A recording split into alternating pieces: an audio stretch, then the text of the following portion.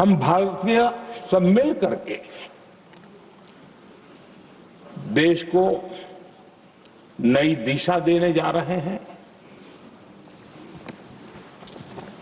हमारी शासन व्यवस्था को संवेदनशीलता से भरने का एक सार्थक प्रयास करने के लिए जा रहे हैं।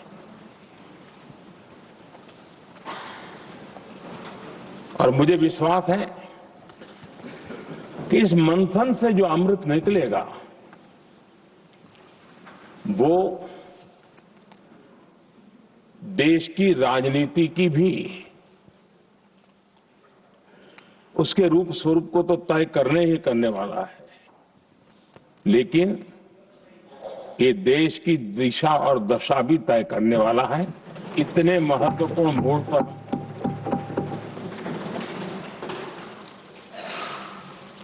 आदरणीय अध्यक्ष जी, 21वीं सदी में भारत एक नए आत्मविश्वास के साथ आगे बढ़ रहा है। विश्व में भी आज भारत की स्वीकृति हम सब महसूस कर रहे हैं और ये हम सबके लिए गौरव का पल है। एक समय हमारे पास आया है और इस समय को हमने एक विकसित भारत के संकल्प के साथ जोड़ा है।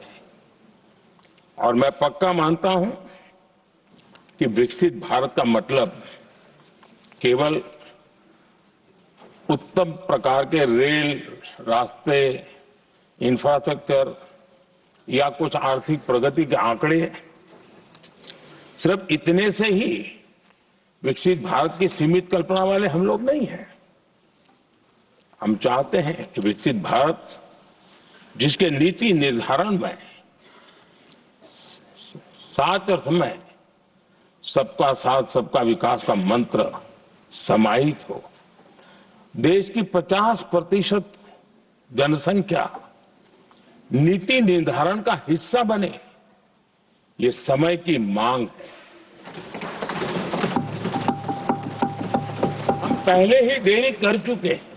कारण कोई भी होंगे, जिम्मेवार कोई भी होंगे, लेकिन इस सच्चाई को हमें स्वीकार करना होगा कि जब हम अकेले मिलते हैं तब मानते हैं हाँ यार, लेकिन जब सामूहिक रूप से मिलते हैं, मुझे याद है कि जैसे इसकी प्रक्रिया चली थी, सभी दलों से मिलना हुआ है, एक दल को छोड़ करके जिन जिन से मिलना हुआ है हर एक ने सैद्धांतिक विरोध नहीं किया है। बाद में जाकर के जो कुछ भी हुआ होगा, राजनीतिक दिशा पकड़ी जा रही है, लेकिन जो राजनीतिक दिशा में ही सोचते हैं, मैं उनको भी एडवाइज करना चाहूंगा। एक मित्र के रूप में एडवाइज करता हूं और सबको